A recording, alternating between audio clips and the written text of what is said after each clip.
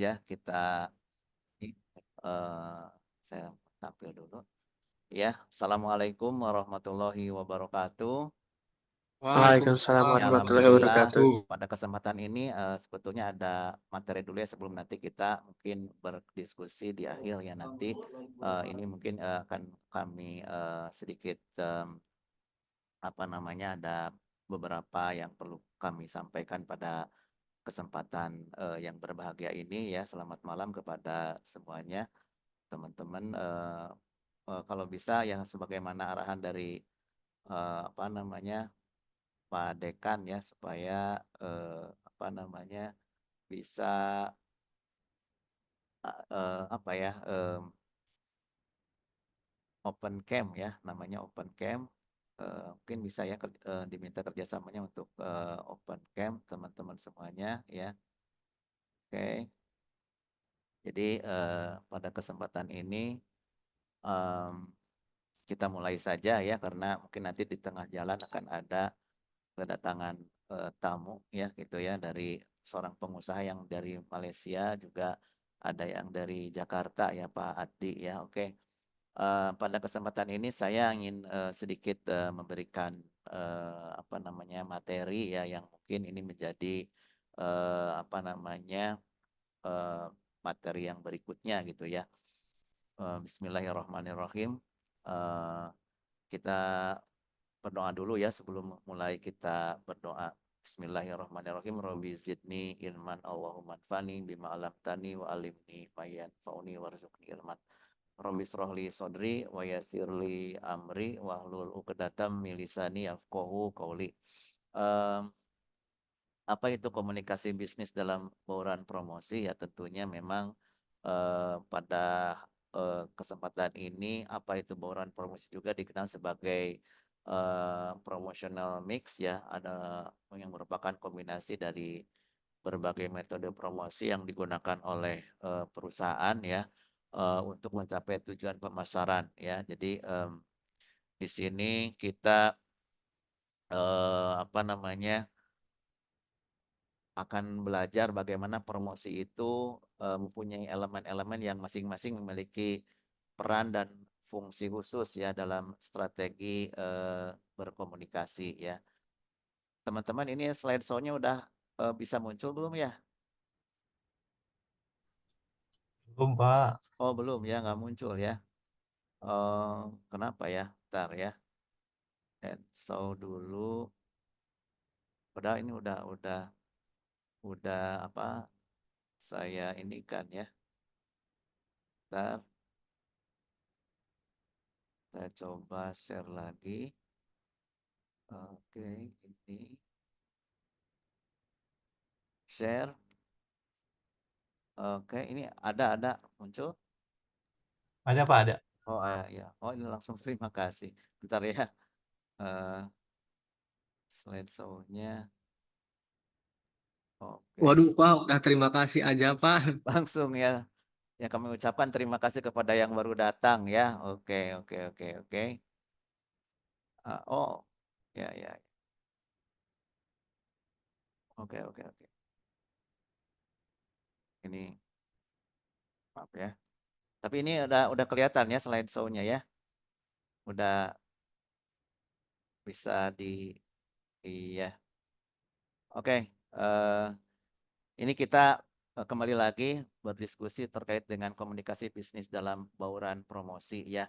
Kami cukup apa namanya ya terkesima ya dengan informasi di sekitaran Kuala Lumpur di sana di Malaysia ya. Ada teman kita yang masih usia ya dibilang muda ya seperti Grand Z seperti teman-teman semuanya. Mereka menjadi pengusaha sukses ya dengan menjadi apa ya membuka beberapa rumah makan di Kuala Lumpur ya di Kuala Lumpur di Malaysia.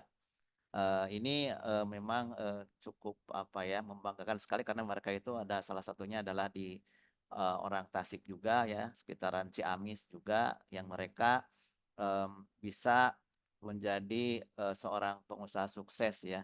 Jadi ada hal catatan yang perlu kita sharing di sini bahwa Yang pertama adalah dalam hal ketika kita mengelola suatu perusahaan yang cukup besar ya tentunya, perlu, adanya komunikasi yang bagus ya karena memang kita juga, dalam menjalankan usaha ini, ketika perusahaan itu besar tentunya memerlukan banyak staf atau orang-orang ya. Bisa dibayangkan apabila ada terjadi permasalahan terkait dengan komunikasi ya teman-teman, ya misalkan contoh lah, mungkin di antara teman-teman semuanya punya pengalaman bahwa dalam hal ya mungkin saya juga pernah ya terkait dengan miscommunication ya.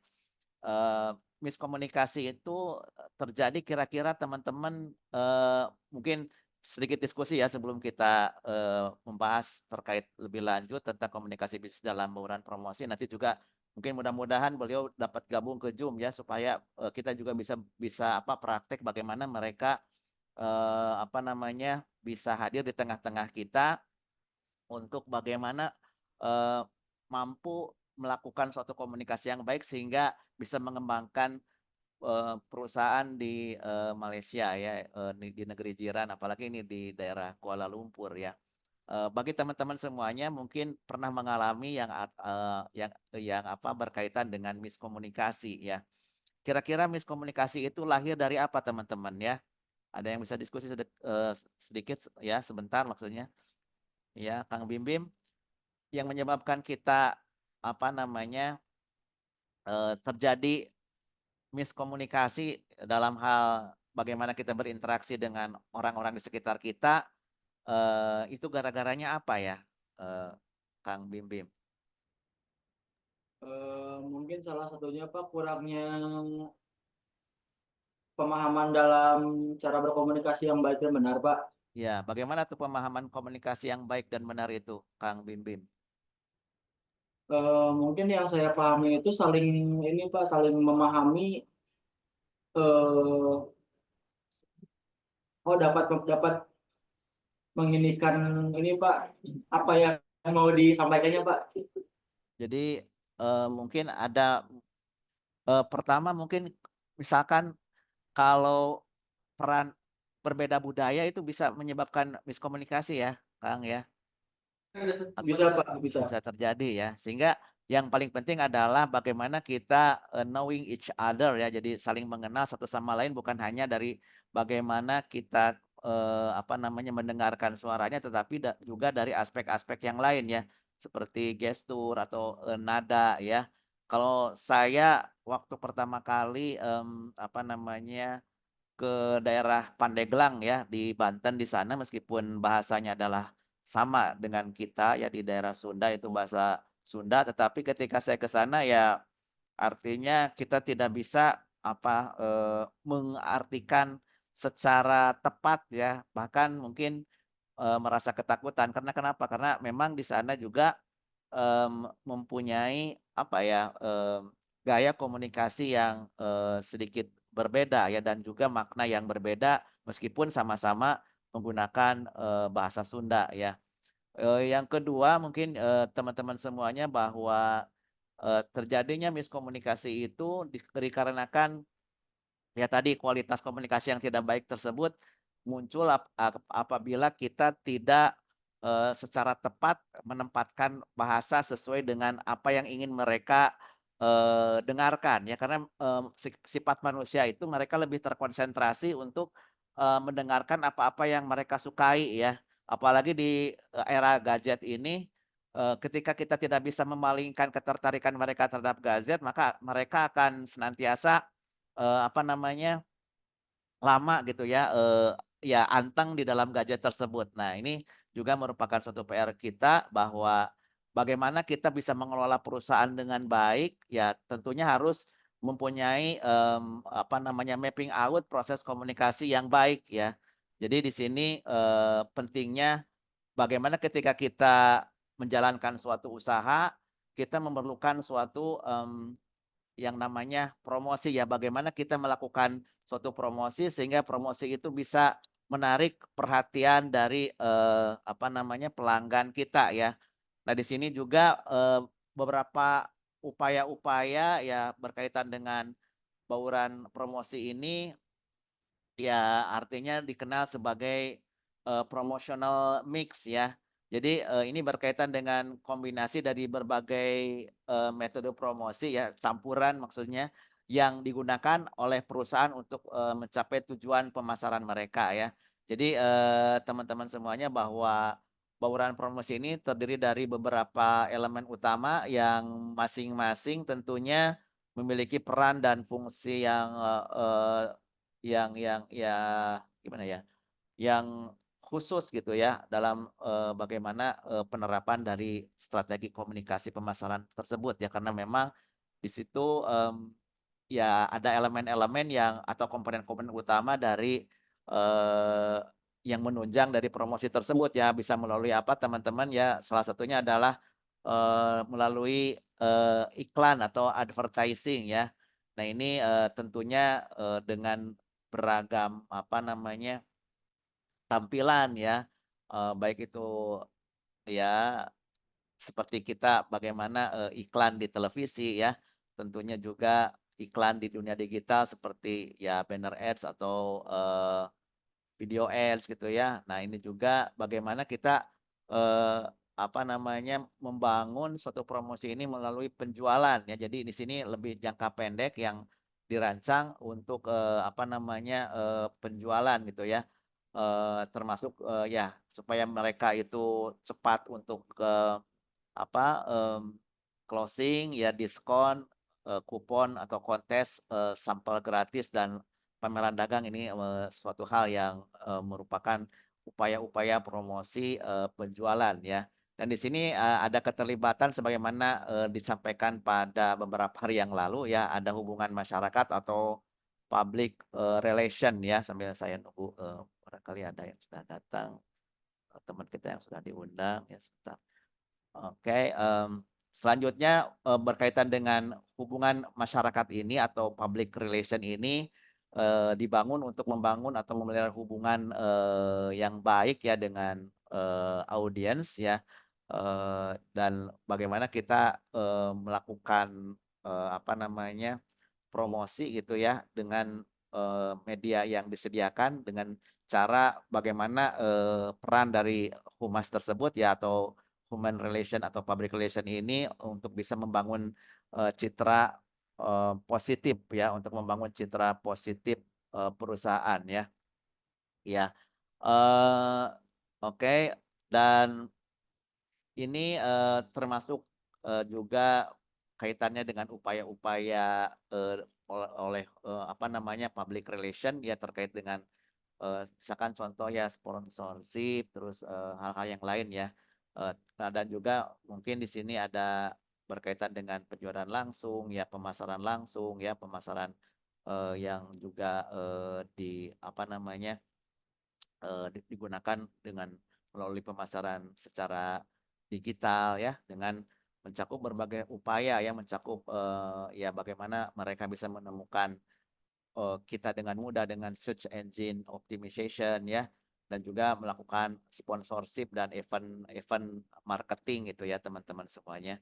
Iya, seperti itu dan bagaimana kita melakukan, proses komunikasi yang baik ya, mulai dari bagaimana kita, menciptakan suatu ide atau gagasan, ya terus juga nanti ini, berkaitan dengan proses komunikasi tentunya yang, di dalam suatu perusahaan ya yang tidak dapat, apabila kita tidak, ini lakukan suatu komunikasi yang baik, maka perusahaan ini tidak akan dapat bertahan lama ya, yang tidak mampu membina dalam komunikasi tentunya, ya antara atasan dan bawahan akan ya, apa ya, eee, perlu, apa namanya, diterapkan dengan komunikasi yang baik dan efektif ya, supaya perusahaan kita ini tetap, apa namanya, bisa bertahan gitu ya.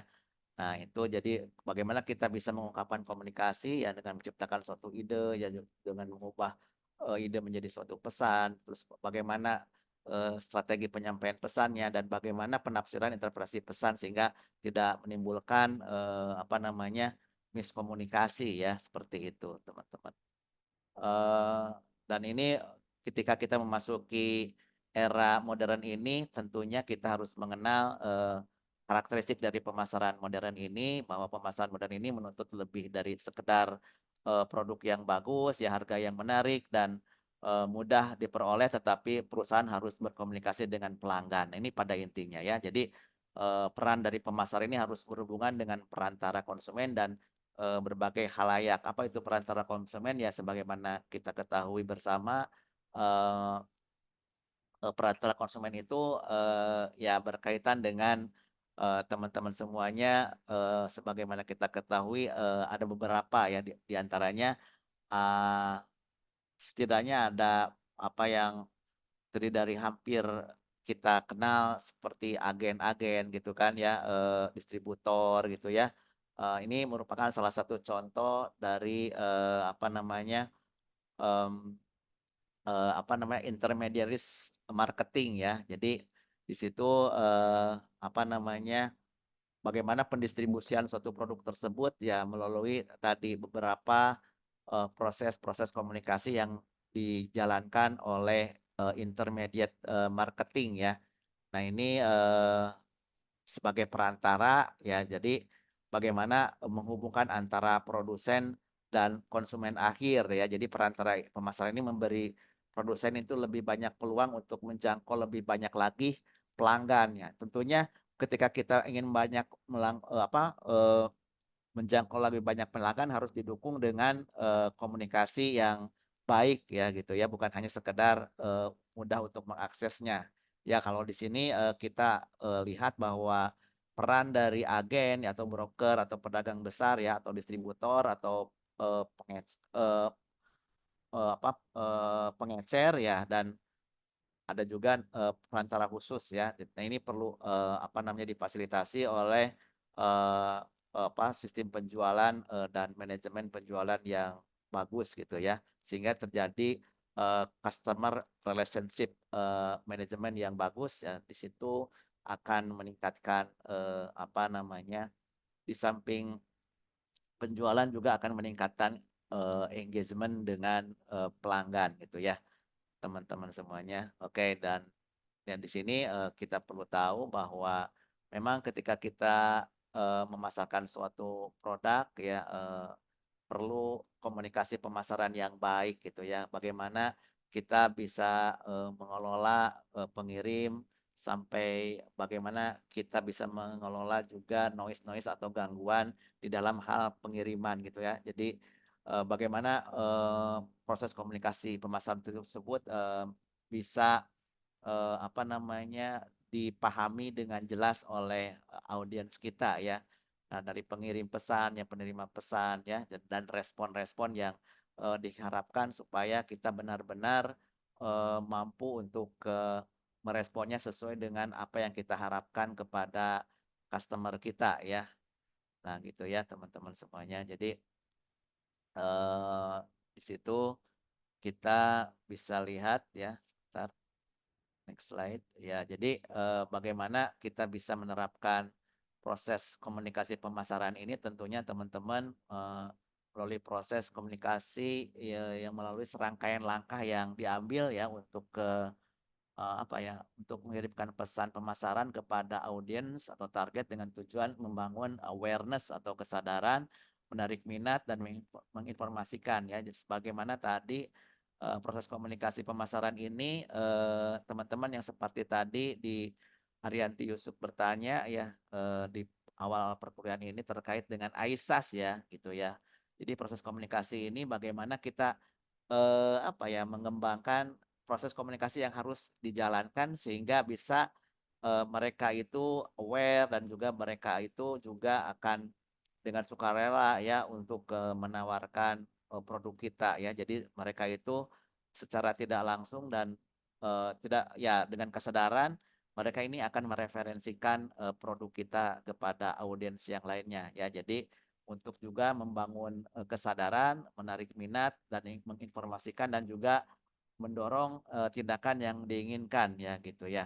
Nah di sini teman-teman perlu dicatat bahwa dalam hal untuk langkah-langkah komunikasi pemasaran kita harus tahu ya terkait dengan target audiensnya, ya menentukan siapa yang bisa menerima pesan terkait dengan pemasaran. Yang ini bisa terkait dengan demografi, ya, psikografi, perilaku atau faktor lain yang relevan gitu ya, teman-teman. Terus pengembangan pesan juga merancang pesan yang ingin disampaikan ya. Jadi harus jelas, menarik dan sesuai dengan kebutuhan serta keinginan target dari audiens kita. Jadi kita harus mengenal audiens ya lebih jauh. Ketika kita sudah mengenal, maka kita akan bagaimana membuka funnel funnel khusus ya, membuka strategi khusus terhadap audiens supaya mereka terbangun awareness-nya ya. Jadi dalam hal ini juga kita perlu memilih saluran komunikasi yang tepat ya, sehingga itu tadi dari bagaimana kita tahu behavior dan interest dari audiens tersebut, kita bisa memilihkan untuk mereka saluran komunikasi yang yang tepat gitu ya. Ya, oke. Ya, di sini bisa dilihat ya, jadi bagaimana antara pengirim dan media yang akan kita inikan, dan juga kita harus melihat kaitannya dengan noise ya atau gangguan baik secara fisik ya, baik masalah semantik ya tadi ketika cara berbicara ya, kayak saya ke ke Pandeglang gitu ya, misalkan contoh ya, misalkan kalau masalah semantik itu eh, kalau bahasa maaf ya mungkin ini kalau saya awal dengarnya itu kasar banget ya bahasa Sundanya ya. Misalkan contoh kalau di Sunda mah kan di Jawa Barat di sini kadia geura kan gitu ya. Ke sini dong ya kalau bahasa Indonesianya. Tah, kalau bahasa Pandeglang atau bahasa Banten kadia jing nah gitu ya. Oh, jadi beda kan gitu ya. Kalau misalkan di sini, oh amit-amit gitu kan. Kalau di sana beda. Eh, jadi cara semantiknya itu i bating gitu. Nah, itu beda lagi ya. Jadi teman-teman di situ kita harus bisa mengantisipasi bagaimana tadi supaya tidak terjadi miskom. Jadi mungkin kita harus tahu bagaimana tantangan ketika kita menyampaikan, mengirimkan pesan ya, antara bagaimana kita membungkus pesan dan juga menguraikan pesan sehingga ketika mereka bisa bertindak lebih lanjut ya sesuai dengan keinginan kita tentunya ya, terutama dalam hal bagaimana cara pengiriman pesan sehingga pengiriman pesan itu melalui saluran yang tepat dan juga bisa melalui efek-efek noise gitu ya. Ya ini juga sangat penting ya, di samping juga memang diperlukan untuk melibatkan pelayanan iklan ya, berkaitan dengan eh, email blast gitu ya, di posting di media sosial dan sebagainya. Jadi ini sangat penting sekali ya, terutama bagaimana penerimaan pesan. Ya, pesan ini harus diterima oleh audiens sesuai dengan target kita. Ya, ini di mana tahu audiens ini menerima informasi yang dikirimkan oleh pemasar. Ya, jadi bagaimana mereka bisa memahami dan menginterpretasikan dengan tepat gitu ya. Jadi pesan ini memang tadi harus bebas noise gitu ya. Pesan ini harus jelas dan mudah dimengerti untuk menghindari tadi miskomunikasi atau misinterpretasi gitu ya. Nah, jadi audiens ini memberikan tanggapan terhadap pesan yang mereka terima. Ini berkaitan dengan minat ya, pertanyaan atau tindakan langsung seperti pembelian atau ya pendaftaran ya gitu ya. Terus ada umpan balik ya, bagaimana audiens mengenai tanggapannya mengenai pesan yang disampaikan. Jadi ini supaya untuk meminimalisir miskomunikasi ya. Oke, jadi ini perlu evaluasi dan analisis lebih lanjut ya untuk bagaimana kita kalau kita melakukan promosi ini, apakah komunikasi yang kita sampaikan ke pemasaran ini eh, baik ya, dengan mengukur misalkan melalui metrik apakah ini peningkatan penjualannya kan melalui data, tingkat kesadaran mereknya bagaimana kan, juga menilai engagement di media sosialnya bagaimana, dan untuk mengevaluasi keberhasilan dari kampanyenya gitu ya, promosinya. Jadi, nah di sini memang teman-teman kita harus tahu unsur komunikasi dari pemasaran ini ya, atau elemen-elemen pemasaran ini tadi berkaitan dengan pengiriman pesan ya, terus juga berkaitan dengan bagaimana kita merumuskan atau encoding ya. Jadi bagaimana kita bisa memproses mewujudkan gagasan dalam bentuk nyata, yaitu berkaitan dengan materi iklan ya. Kalau pesan ini gagasan dalam bentuk nyata yang dipancarkan pengirim, yaitu ya yang ada di dalam iklan. Terus kalau media ini berkaitan dengan saluran komunikasi, kalau penguraian atau decoding ya, jadi proses menerima jadi bagaimana proses menerima mengerti terkait dengan pesan atau iklan yang kita sampaikan.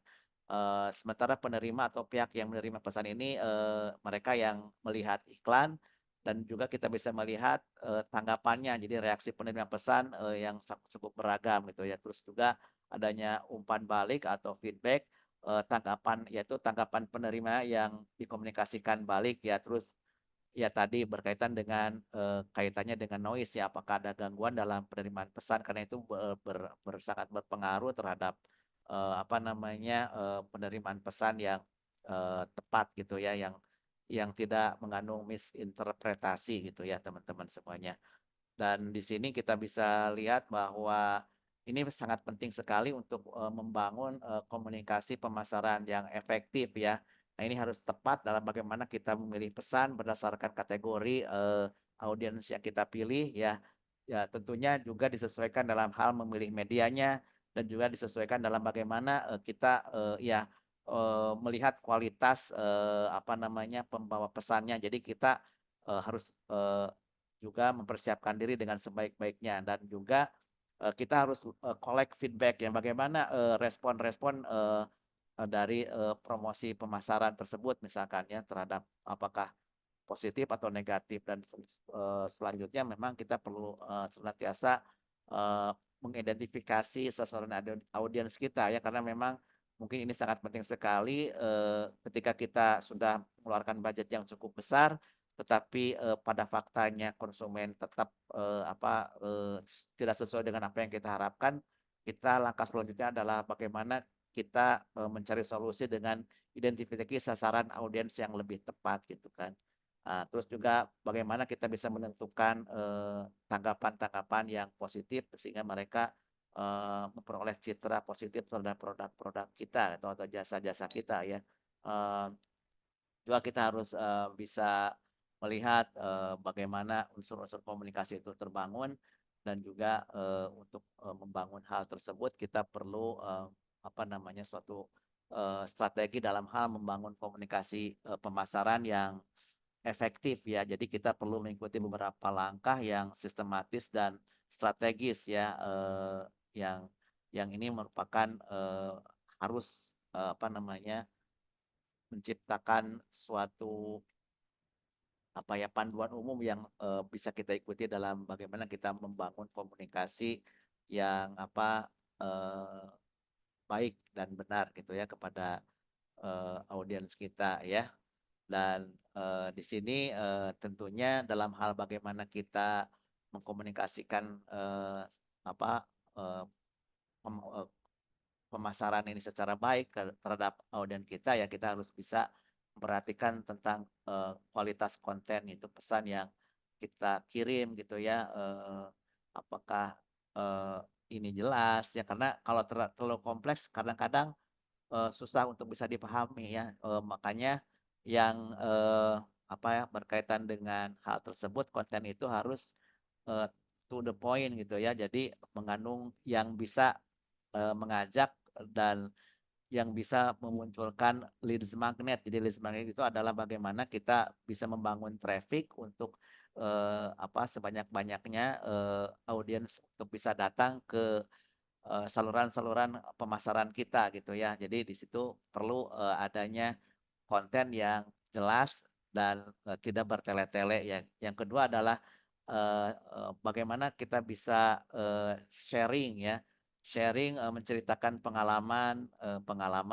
berkaitan dengan mungkin yang pernah merasakan produk kita gitu kan kalau istilahnya testimoni lah gitu ya dan juga fokus pada ini kita jangan fokus kepada diri kita ya tetapi bagaimana kita harus fokus kepada audiens gitu ya fokus pada gaya hidup dari audiens kita dan juga kita harus bisa melihat menggunakan kalimat yang menyentuh emosi ya. Jadi dengan persuasif gitu ya. Ini dan juga memang diperlukan apa namanya keajegan ya. Jadi continue ya terus melakukan suatu komunikasi ya. Jadi bukan sekali dua kali ya, tetapi di situ perlu apa namanya diulang ya. Dan kita dalam hal menyampaikannya pun harus ada value ya, di mana value ini adalah yang membedakan antara perusahaan kita atau produk kita dengan orang lain. Jadi di sini adanya penekanan pada nilai yang akan kita tawarkan gitu ya teman-teman. Dan selanjutnya dalam hal ini kita juga harus melihat dalam hal di perusahaan mungkin tidak menutup kemungkinan akan terjadinya kegagalan komunikasi gitu ya.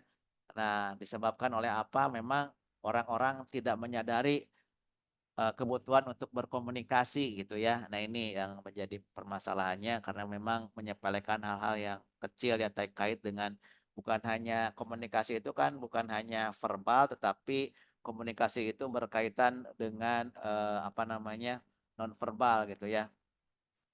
Terus orang-orang tidak mengetahui apa yang harus dikomunikasikan gitu ya. Terus orang-orang juga tidak mengetahui bagaimana cara berkomunikasi gitu ya dengan baik ya sehingga ya tadi akibatnya ya ada hal-hal yang tidak diinginkan ya ada mispersepsi ya jadi itu akan mengakibatkan undesirable effect gitu ya dan memang tidak tersedianya saluran-saluran untuk berkomunikasi secara wajar ini akan sangat menunjang sekali terhadap munculnya apa namanya kegagalan berkomunikasi dalam perusahaan. Jadi kendala pertama dapat dipecahkan oleh pendidikan dan bimbingan ya terkait dengan apa misalkan tadi kenapa sih orang-orang itu tidak menyadari kebutuhan untuk berkomunikasi ya untuk menghadapinya solusinya adalah dipecahkan melalui pendidikan dan bimbingan yang terus-menerus ya. Jadi kita harus berkomunikasi dengan orang mengenai perlunya berkomunikasi agar dapat melakukan hal sesuatu kegiatan dengan baik ya. Jadi kita harus mengetahui bagaimana cara mengatasi penyebab kegagalan berkomunikasi lainnya gitu ya.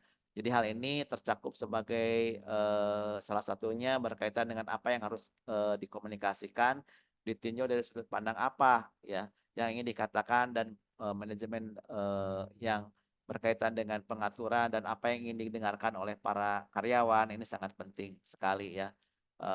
Dan kita harus tahu bagaimana cara berkomunikasi yang eee, efektif ya. Jadi perlu juga kita mengetahui rintangan apa yang kita temukan dan bagaimana kita bisa melalui rintangan-rintangan tersebut ya supaya apa namanya kita bisa mengkomunikasikan sesuatunya dengan apa namanya baik ya. Jadi karena memang komunikasi ini adalah sebagai kunci apa namanya keberhasilan dari perusahaan ya. Oke.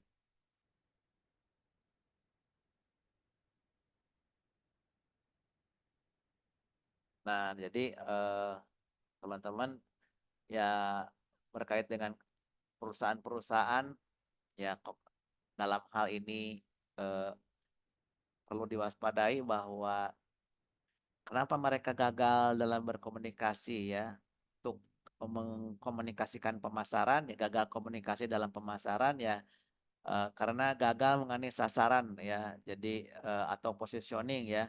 Jadi karena memang awalnya kita tidak mengenali betul ya kondisi pasar ya bagaimana eh, kondisi kompetitor ya. Jadi ya tentunya ya akibatnya akan ya tidak tepat komunikasi yang dilaksanakannya gitu karena memang orang cenderung untuk mendengarkan apa yang mereka butuhkan gitu kan dan mereka akan lebih skip ya dilewat saja ketika memang apalagi di era gadget sendiri ini kan apa cukup persaingan untuk bisa membaca sendiri kan, wah waktunya sangat singkat sekali ya.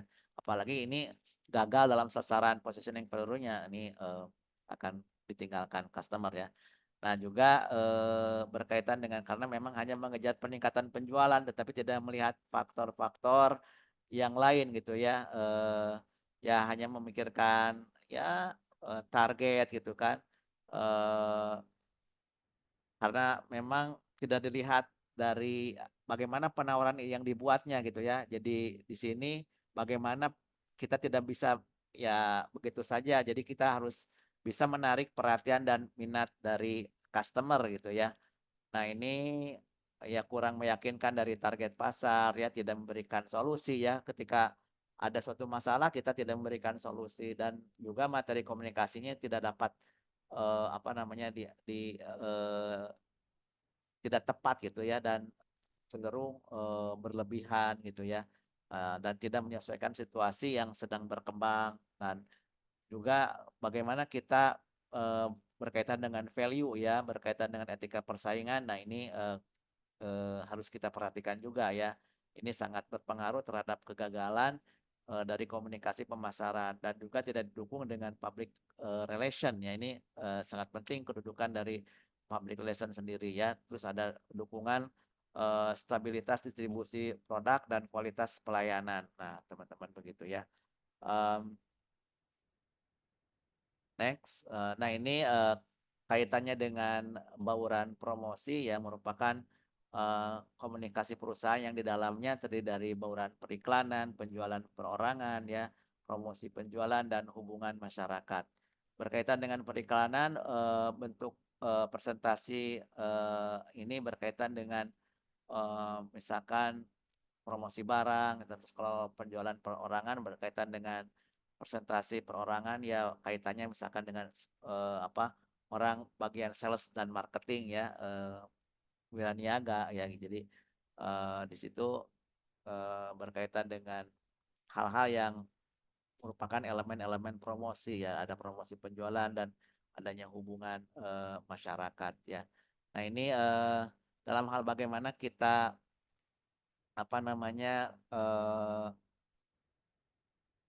melakukan suatu komunikasi perlu memang eh, dilihat dari kebutuhan dari komunikasi tersebut ya terkait dengan bagaimana tentunya cara belajar kita memahami setiap informasi yang datang ya terkait dengan gaya komunikasi tentunya di sini kita harus bisa melihat apa namanya gaya komunikasi pasif nah gitu ya terus gaya komunikasi agresif ada juga komunikasi pasif agresif ya kalau yang pasif itu agresif itu ya kayak menggerutu gitu kan ya kalau gaya apa namanya komunikasi yang lainnya berkaitan dengan apa namanya gaya komunikasi yang sifatnya asertif gitu ya teman-teman semuanya. Oke, ya itu untuk pembahasan selanjutnya. Tapi sebelumnya saya ingin cek dulu ya apakah udah hadir pada kesempatan ini. Kita lihat ada siapa eh, yang datang siapa saja ya. Sebentar. Ada yang ditanyakan teman-teman? Halo, bentar ya. Iya, Kang Andi bisa di ini kan ya. Halo, Kang Andi hadir? Ya, oke. Kang Adli udah nyampe? Kang Adli, bentar ya, saya ini dulu. Iya, ini yang hadirnya Kang Agam hadir, Kang ya, oke. Ini siapa saja yang ini apa namanya?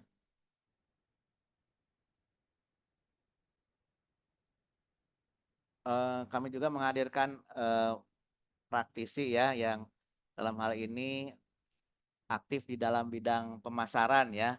Di antaranya adalah Kang Andi. Kang Andi bisa eh, saya sapa Kang Andi. Halo Kang Andi. Sambil kita menunggu ini ya jawaban yang teman kita. yang dari Jakarta ya. Halo Kang Andi. Halo. Pak. Ya, apa kabar Kang Andi? Ya, Alhamdulillah. Alhamdulillah. ya, alhamdulillah. Ini alhamdulillah. Terima kasih atas kehadirannya. Beliau adalah seorang dosen aktif dari mana, Pak? Bisa perkenalkan diri, silakan. Perkenalkan, izin ya, kalau dari home base sih di Politeknik LP3I, tapi saya juga ngajar di Universitas Terbuka, Pak. Oh, di Universitas Terbuka ya. Ya, Oh, ya, oke. jadi Ya, jadi di sini juga Kang Andi juga kalau saya lihat profilnya juga apa namanya melakukan suatu kegiatan yang cukup sibuk sekali ya, mengelola suatu perusahaan yang besar ya, yang berkaitan dengan apa aja tuh Kang Andi, ada bahasa Inggris, ada apa itu? Ya, bisa diceritakan. Ya, sebenarnya nggak besar-besar amat, Pak. ya. Ya, mudah-mudahan Eh, jadi doa ya. Tapi ini kan Amin. kenyataannya, faktanya yang saya lihat beliau apa namanya juga eh, apa memasarkan beberapa kegiatan pendidikan juga ya. Nah, ini bagaimana Baik, Kang Andi apa kaitannya dengan bagaimana kita bisa membangun apa tadi eh, komunikasi pemasaran yang baik gitu, bisa sedikit cerita ya. baik, terima kasih Pak Jepri atas waktunya. Jadi Ya, sedikit cerita saja, ada beberapa program yang telah saya tangani, baik itu untuk program prakerja dulu ya Pak Jepri, ya. kita Mhm. dipercaya untuk menangani sampai 80.000 siswa. Tadi Hmm. dikaitkan dengan Alhamdulillah. program bagaimana komunikasi bisnis, Mhm. bahkan Ya, tadi ada bauran di sana ya, ya ada gimana tuh? price gitu ya, Hmm. kemudian dan sebagainya. Nah, karena kemarin adalah strategi yang saya gunakan adalah di price. Mhm. Gimana tuh? Jadi waktu itu harga kan waktu prakerja kan 1 juta tuh. Kita lihat pesaing-pesaing kita itu menawarkan pelatihan-pelatihan yang lumayan ya. Nah, Mhm. makanya ada yang 800, ada 600 itu. Nah, kita hitung nih. Kalau misalkan kita saingannya dulu itu ada skill academy ya. Skill academy itu memang program-program yang ditawarkannya mahal-mahal. Nah, Mhm. saya keluarkan waktu itu dengan strategi harga, kita hitung 1 juta ketika mungkin dia ngambil yang pertama di Skill Academy, karena dia udah punya branding. Nah, tapi kita ada slot nih, jatah dari prakerja itu sekitar 400.000. Nah, makanya saya bentuk pelatihan yang harganya di bawah 400.000 supaya nanti harga sisa dari program prakerja itu sisanya akan dibelanjakan ke kita. Nah, ternyata itu efektif, Pak. Nah, Sangat pertama efektif ya. aja launching itu langsung 10.000 di bulan pertama. Jadi kita strategi yang kita terapkan adalah melihat pangsa pasar, kemudian sisa kuota karena kita kan tidak apa istilahnya kalau brandingnya tinggi di sana berarti kita main oke berarti harga yang kita cocokkan. Itu yang pertama. Ya, ya. Kemudian untuk alhamdulillah juga di program yang lain kita dipercaya untuk sertifikasi internasional untuk wilayah Jawa Barat, untuk sertifikasi TOEIC dan TOEFL, khususnya TOEFL IBT. Jadi untuk Ya. yang nanti akan istilahnya instansi khususnya yang akan berujian itu harus menghubungi kami terlebih dahulu. Nah, udah beberapa kampus yang udah kerjasama juga gitu ya, diantaranya Unsil, Unpel, kemudian kebetulan di Poltek LP3I karena saya di sana, jadi itu mah langsung. Nah, itu gaya pemasarannya adalah kita berkomunikasi di level-level tertentu gitu ya.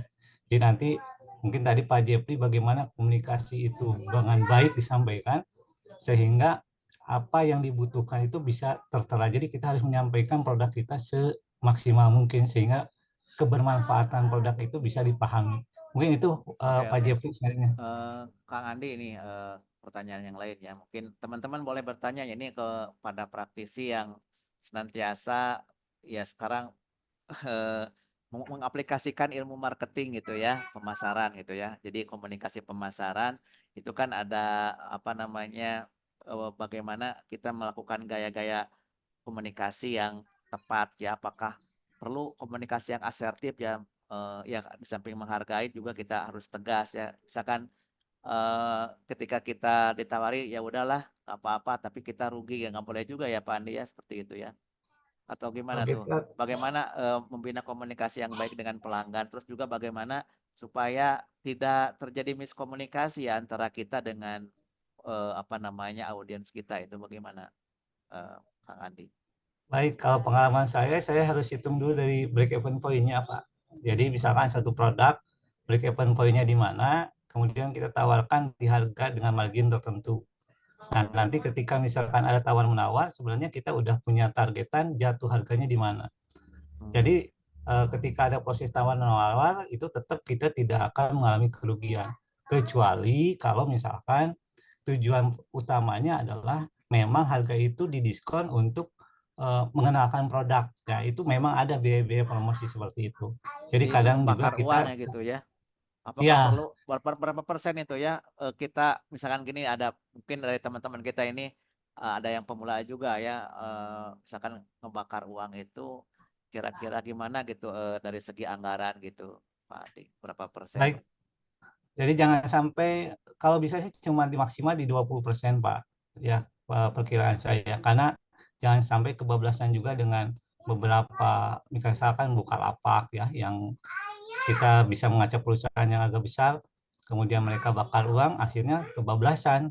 Ya, Hmm, ya ya ya ya. akhirnya kan dibanting oleh ada Shopee dan sebagainya yang pemodal lebih tinggi, ya akhirnya kan bukan lagi kebakaran ya, itu bukan bakar uang tapi Oh, jadinya kebakaran. iya, Gitu ya. ya Jadi ya. maksimal cuma 20% dan itu juga prioritasnya marketingnya adalah untuk pengenalan produk. Karena tujuan marketing kan ada beberapa hal yang sudah disampaikan oleh Pak Jeffrey juga, yaitu pengenalan produk, kemudian memang untuk mengingatkan gitu ya. Jadi ketika pengenalan ataupun pengingat, biasanya itu ada yang teknik yang Pak Jeffrey sampaikan adalah teknik pembakaran uang, bakar uang gitu ya. Itu sebagai supaya ingatan manusia itu terreview kembali terhadap produk kita. Hmm. Ya terima Mungkin kasih. itu beberapa yang bisa saya share Pak Ya, Jeffrey. oke, oke. Terima kasih, Kang Andi. Jadi, dalam hal ini mungkin apa namanya, bukan hanya saat yang saya ketahui tentang beliau, teman-teman, bukan hanya berkaitan dengan ya banyak sekali yang bahkan beliau juga apa namanya ya aktif di beberapa institusi ya. Tadi ada di P3I, terus juga mengajar di tempat universitas terbuka dan memang pernah buka kuliner Pak Andi atau gimana tuh? Ada pengalaman itu Pernah bagaimana tuh? Pak, Komunikasi yang dibangun itu gimana tuh? Ya, benar. Ini juga salah satu menambah ilmu baru merambah ya. juga ya. Heeh. Sebenarnya saya Ada juga bedanya banyak dengan belajar di Pak Jeffrey juga. bagaimana dunia pemasaran gaya komunikasi yang ya antara antara dunia pemasaran apa kuliner dengan dunia pemasaran pendidikan gitu Kang Andi. Ternyata jauh berbeda ya Pak Jauh ya. berbeda Karena ya. yang pertama kalau di makanan kan eh, kita harus bidiknya apakah kelas remaja gitu dengan konsep yang KP dan sebagainya atau yang kelas-kelas usia-usia 30 ke atas gitu ya. Karena ternyata kan berbeda minat, itu yang pertama. Iya, iya. Kemudian kalaupun misalkan kita yang saya lakukan lebih ke GoFood-nya waktu itu ya, GrabFood. GoFood ya. Mm-mm. Nah, ternyata GrabFood juga ternyata tidak semudah yang dibayangkan ya. Akhirnya saya uji coba dengan cara radius, Pak. Mm-mm. Jadi pertama kali kita di-approve sama GrabFood, ternyata ya belum ada yang laku gitu ya. Ditunggu-tunggu nggak ada yang laku, kemudian ya kita akhirnya eh, ibaratnya order fiktif ya. Kita yang order sendiri gitu ya, supaya ada pancingan agar orang lain percaya dengan produk kita. Kita kan Mm-mm. order dengan akun yang lain, kemudian kita beri rating. Nah, ternyata radius mempengaruhi, Pak. Oh, sangat Jadi misalkan berpengaruh kita ya. misalnya dari BTH nih, iya, Hmm. besoknya itu jalur menuju Universitas BTH pada pesan. Besoknya saya pindah ke daerah, misalkan ke daerah Unsil, saya coba pesannya di Unsil. Besoknya ternyata yang pesan itu daerah Unsil. Jadi cakupannya semakin besar ketika ada salah satu radius yang lebih besar, Pak. Nah, mungkin itu algoritma. ya Pak, di Oh, ada sistemnya seperti algoritma itu. ya. Hmm, Ya, itu ini hanya sharing saja bagaimana ternyata pemasanan itu memperluas jaringan. Makanya dulu kita pakainya ya order-order yang oleh diri kita sendiri awalnya gitu.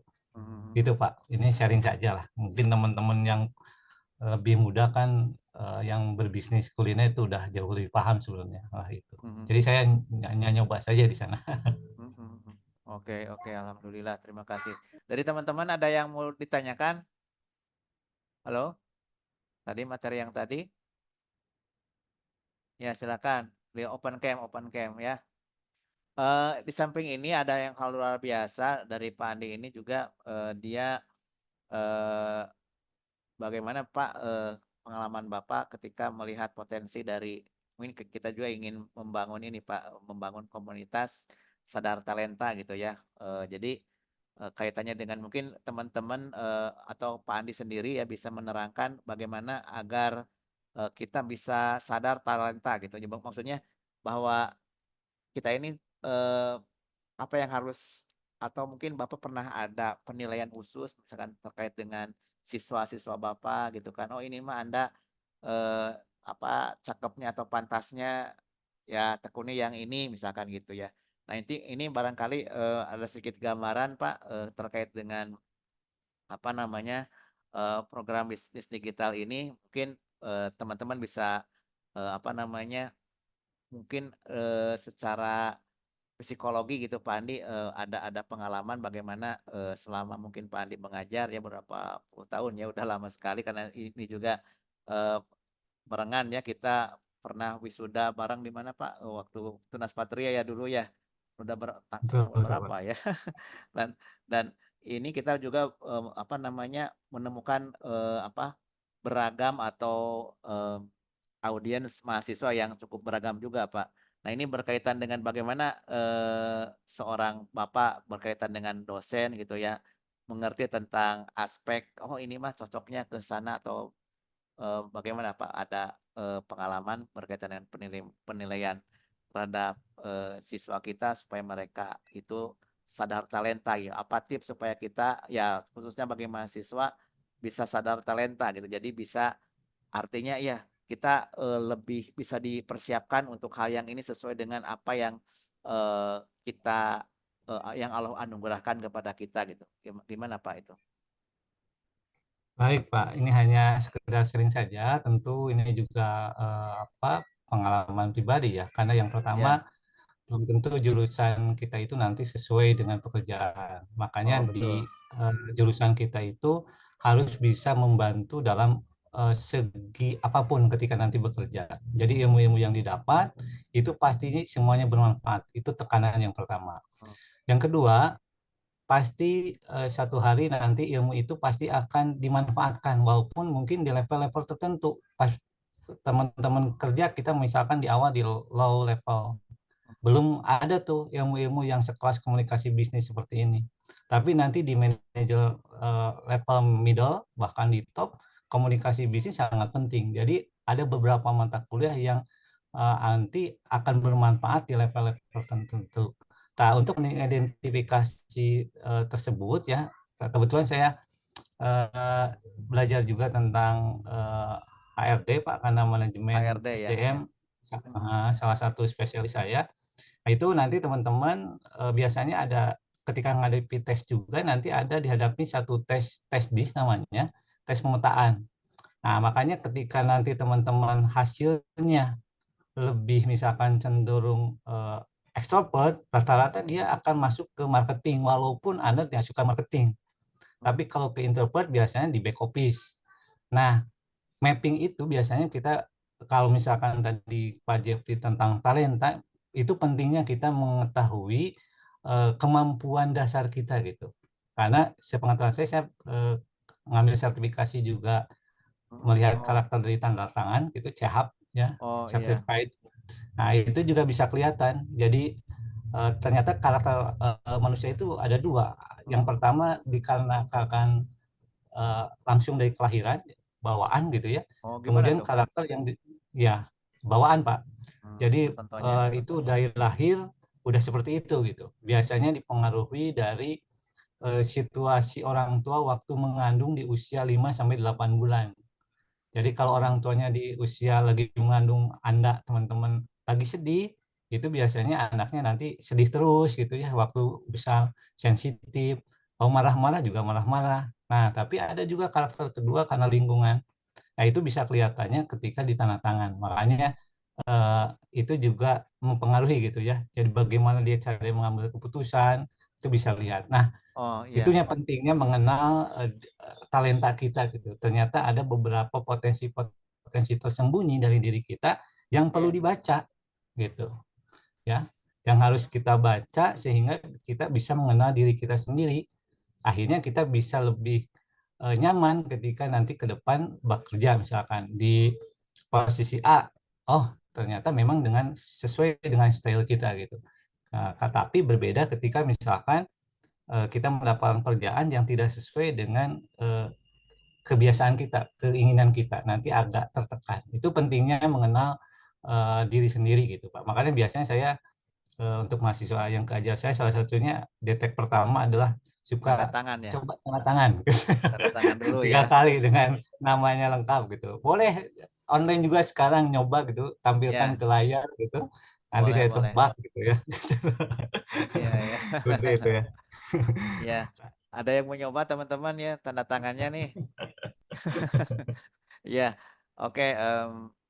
Jadi mungkin nanti bisa apa namanya dari ini karena kalau online mah ya kita barangkali harus apa ya atau mungkin bisa di sini apa yang tadi di view apa yang bisa share di apa ya yang ada misalnya kalau di mohon maaf ya di apa eh ada buat tulisan-tulisan gitu bisa Anda ini ya, more misalkan di situ ada caption atau interpretation ya kaitannya dengan ya caption ya atau apa ya. Nah, ini bisa dilihat mungkin ya nanti itu bisa belakangan mungkin ya nanti teman-teman bisa mengumpulkan tanda tangan gitu ya. Terus dalam artian untuk ya bukan untuk ini Pak Pani memang ada ilmunya ya, tanda tangan itu bukan, kayak kita membaca garis tangan atau gimana tuh Pak Andi? Itu bukan ilmu perdukunan kan? Kan, Pak. Bukan Memang ya? ada. Bahkan di luar negeri itu Pak dipola Pak ternyata ya. Jadi Heeh, anak-anak itu dipola untuk di pola tanda ya? tangan tertentu ya. Jadi dari Oh, kecil itu dibuat tanda tangan oleh orang tuanya dikonsultasikan. Kalau kita kan rata-rata membuat tanda tangan karena mhm, teman-teman waktu SD seperti itu, akhirnya kita ikutan gitu ya. Jadi mhm. hampir sama bentuknya itu gitu ya. Oke, oke, Tapi oke. kalau di luar negeri enggak Pak. Iya, alhamdulillah ya. Selain itu Pak Andi untuk mendeteksi ya, tadi, apa, talenta kita ya, atau potensi kita selain dari tanda tangan itu apa Pak Andi? Mungkin itu nanti lebih ranahnya ke psikolog ya Pak, karena Ya ada psikolog beberapa ya, tes ya. ya Nah, misalkan mungkin gimana nanti tuh? ketika nanti lebih lanjut, karena saya hanya menguasai dua tanda tangan dan dari ini sebenarnya apa dari huruf ya. Dari huruf ya? Saya baru double dua dari sertifikat itu saja. Jadi kompetensi saya dari sana. Mhm, Pak. Walaupun ada tes-tes yang bisa dipakai, dan salah satunya tadi adalah tes DIS Pak. Jadi mapping karakter dengan potensi. Nah, mhm, itu karakternya bagaimana karena ternyata ada 3 karakter asli ketika di bawah tekanan dan ketika misalkan biasa-biasa saja gitu. Jadi iya, iya. 3 karakter itu yang akan ada di dan itu bisa mempengaruhi treatment perusahaan gitu.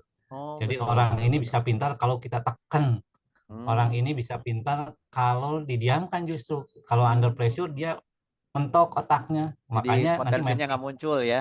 Mhm, ya. Jadi treatment heeh, orang itu jadi beda-beda, makanya beda-beda ya? jangan disalahartikan ketika, "Oh itu mah nggak pernah dihardik dan sebagainya." Karena HRD itu tahu, Tahu karena dia ya, dihardik karena memang kalau dihardik mah dia drop gitu. jadi Tapi drop kalau ya? Anda mungkin dihardik baru cerdas gitu ya. Oh gitu ya? Iya, iya, iya. Itu Oke, tes oke. DIS Pak, Mmm, wajib. Itu mungkin nanti di talenta itu biasanya salah satunya yang di mapping itu.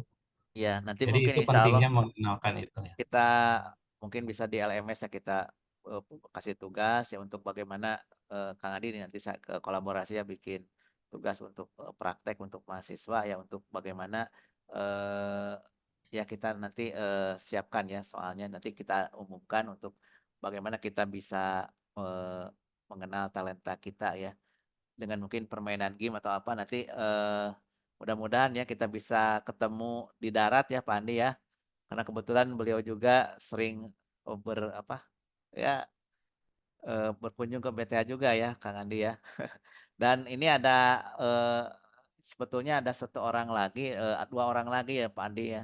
Jadi saya juga ini akan sedikit komunikasi. Saya udah lihat videonya bahkan ini terkait dengan apa namanya, mungkin saya bisa sharing ya untuk apa ya di WhatsApp ya, tapi di WhatsApp ya.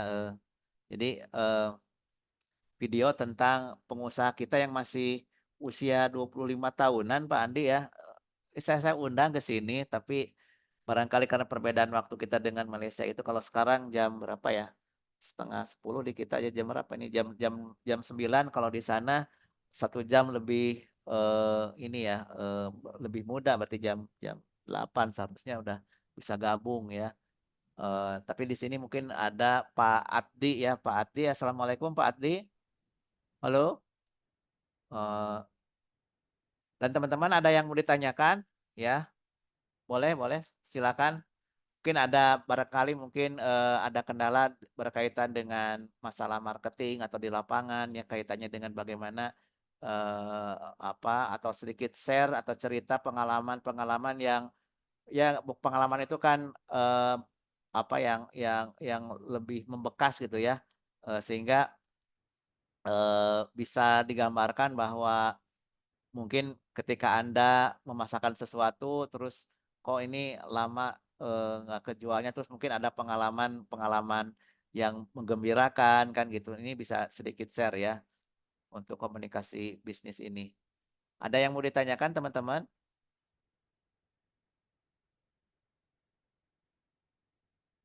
Oh iya. Oke, masih ada tamu sana ya. Pak Adli masih ada tamu. Oke. Ya ada yang mau ditanyakan nggak teman-teman semuanya?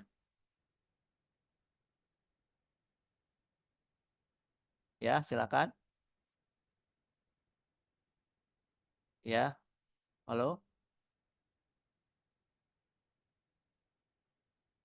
Iya, kalau tidak ada yang pertanyaan, ini sebetulnya ada eh, kita mau sharing dengan Pak Addi ya, tapi beliau ngedadak ada tamu katanya nanti mungkin bisa kita, tapi kita tunggu dulu ya, barangkali ada teman-teman yang bisa share gitu ya terkait dengan hal tersebut karena memang dalam hal bagaimana antara marketing dan komunikasi sebagaimana disampaikan pada pertemuan sebelumnya tidak bisa dipisah-pisahkan gitu ya karena memang ketika kita melakukan Ada, Pak. komunikasi yang baik. Halo Kang Ati?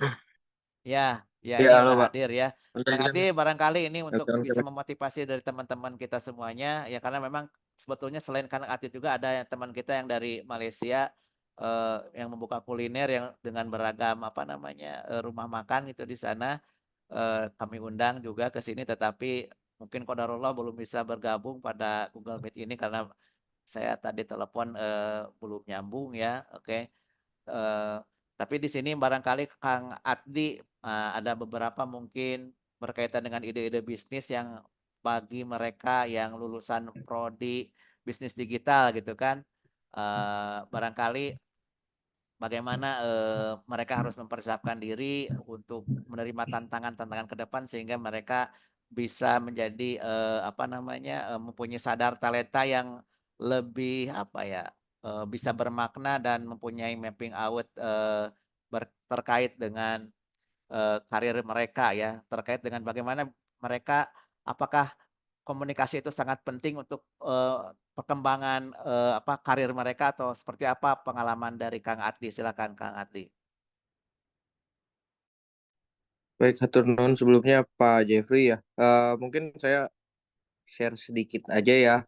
Pada dasarnya Tadi soal komunikasi pemasaran ya Pak. Ya bisnis paling mudah dan Ya sebenarnya betul. bisnis paling besar di dunia itu kan pada dasarnya bisnis jasa ya Pak. Ya jasa khususnya di aspek eh, apa ya? Kalau saya bilang ya mungkin bahasa umumnya dikenalnya makelar lah gitu kan ya Pak. Tapi memang kadang interpretasi terhadap fungsi makelar ataupun lain sebagainya kan gitu kan ya Pak. Itu tuh selalu eh, ada aspek negatif kadang juga ya walaupun pada dasarnya itu eh, bisnis paling besar Pak. Karena modal utamanya bagaimana ya tadi ya soal kemampuan komunikasi dan khususnya ya di bidang pemasaran itu sendiri kan gitu kan ya Pak. Makanya menurut saya sih buat teman-teman motivasinya itu hal yang paling mudah gitu kan ya dilakukan selain komunikasi publik secara langsung ya artinya ya kalau kemarin di diskusi sebelumnya kuncinya adalah di networking kan gitu kan ya kalau mungkin sekarang belum berani untuk berbicara dan lain sebagainya mungkin yaitu banyak ikut bersosialisasi networking gitu kan dan di era digital ini kan ini bisnis digital ya tren model pemasaran sekarang tuh komunikasinya macem-macem gitu ya kan Pak. Kalau ada yang malu mungkin gitu kan ya untuk komunikasi dua arah langsung sekarang banyak medianya ya seperti TikTok ataupun yang lain sebagainya itu kan ibaratnya foto ya gitu kan ya atau video sendiri gitu kan ya sehingga lebih percaya diri gitu kan ya. Jadi itu bisa dilakukan terus juga medianya ada afiliasi dan lain sebagainya itu bisa jadi salah satu langkah awal bagaimana belajar untuk mengekspresikan, menyampaikan sesuatu gitu kan ya. Dengan nanti seiring berjalannya waktu dan pengalaman gitu kan ya, akan mampu memberikan nilai atau value yang sehingga secara nilai pemasaran menarik dan juga ujungnya bisa menghasilkan bisnis, Pak. Kurang lebih sih dari saya paling begitu ya.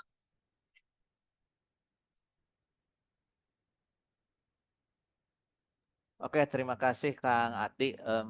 Ini yang cukup menarik adalah fenomena di mana saat ini generasi Z itu ya karena memang dengan segenap perkembangan teknologi yang serba instan sehingga menyebabkan mereka rentan terhadap apa ya tantangan-tantangan gitu ya sehingga diperlukan suatu apa ya eh, treatment gitu Kang Ati.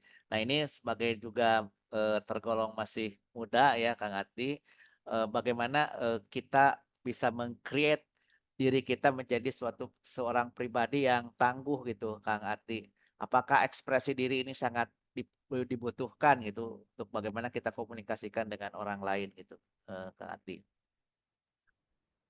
eh Tentu ya Pak.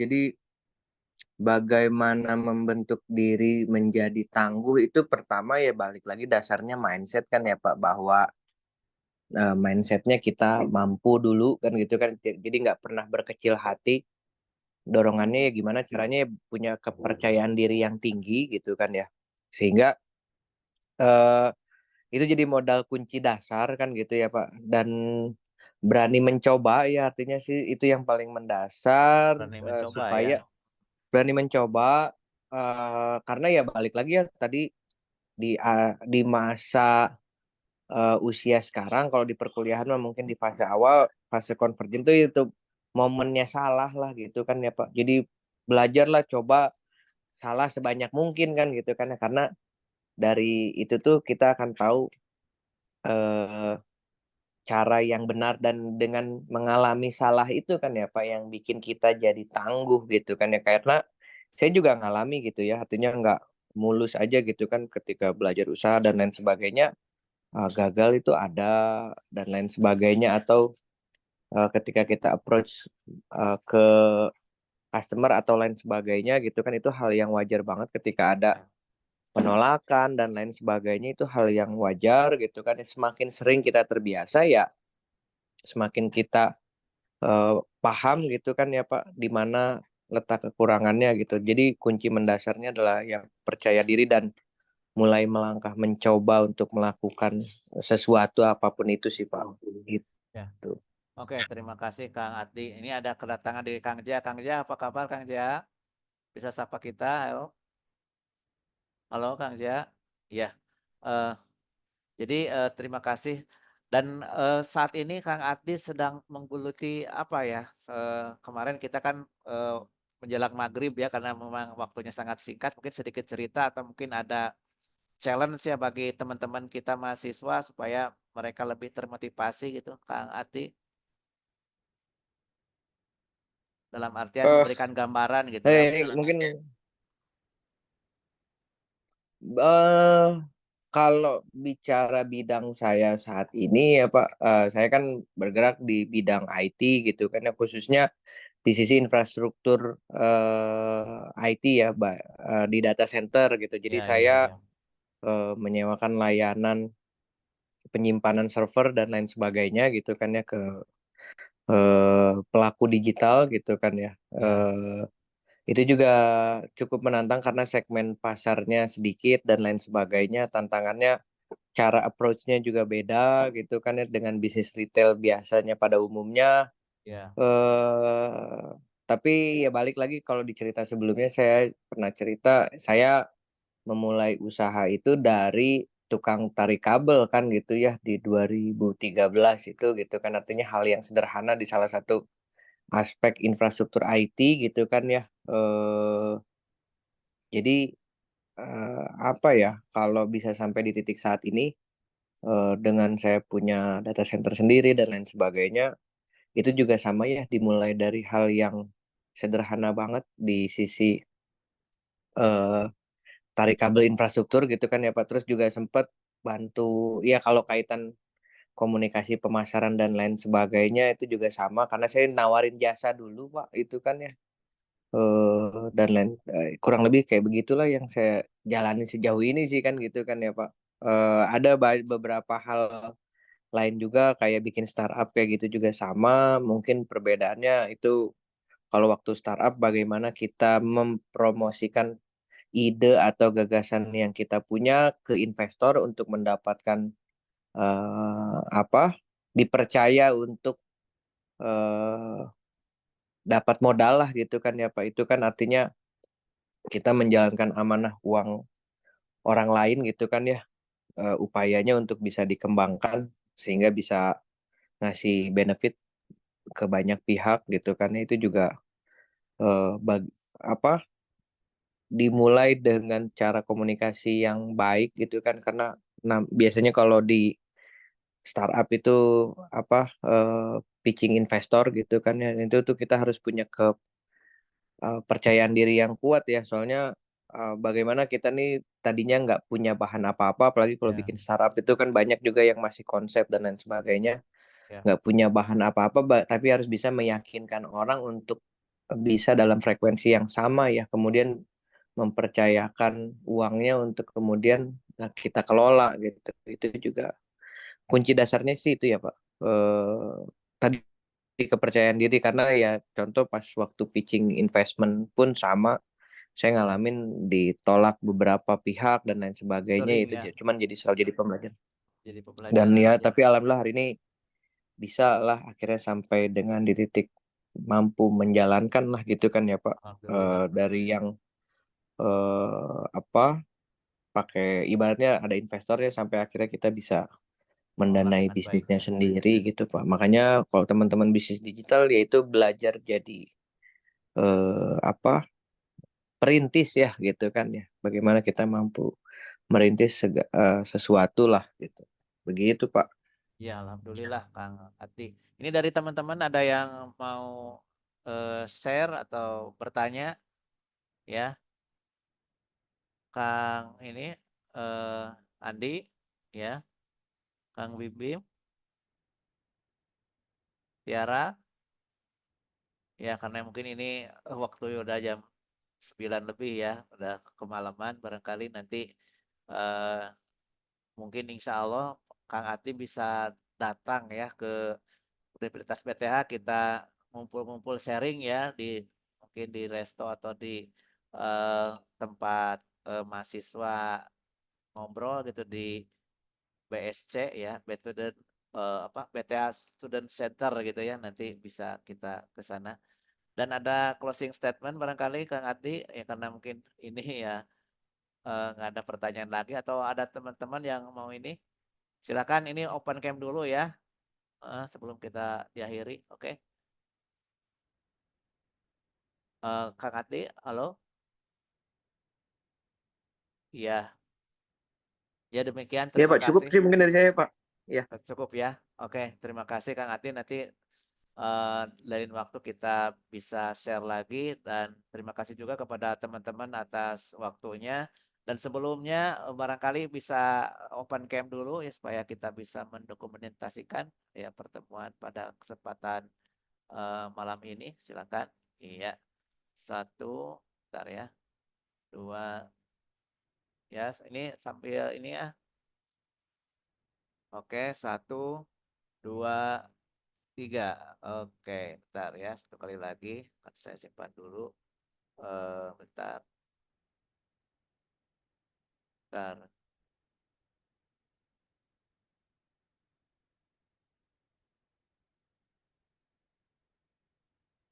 Oke, sekali lagi. Bentar. Nextnya teman-teman yang lainnya. Oh iya, udah pada open cam. Ya, satu, dua, tiga. Iya. Oke, terima kasih teman-teman atas kehadirannya. Ini ada yang mau ditanyakan nggak sebelum diakhiri? Cukup dulu. Iya, terima kasih atas kehadiran. Ya, ya loh. Cukup ya. Terima kasih. Cukup Pak. Ya, Kang Adi, terima kasih atas kehadirannya dan teman-teman juga semuanya. Mudah-mudahan kita bisa bertemu di lain waktu. Nanti kita karena kami juga dengan Pak Kaprodi akan ke Bandung pada hari Rabu ya. Mungkin nanti sama Kang Ya. Azwan ya, bisa digeser hari Selasa atau gimana ya nanti untuk minggu depan ya. Terima kasih. Wabillahi taufik wal hidayah. Assalamualaikum warahmatullahi wabarakatuh. Waalaikumsalam Ya, warahmatullahi wabarakatuh. saya izin end meeting dulu ya. Ya, terima kasih Kang Andi semuanya, teman-teman semuanya. Assalamualaikum. Ya. Yuk.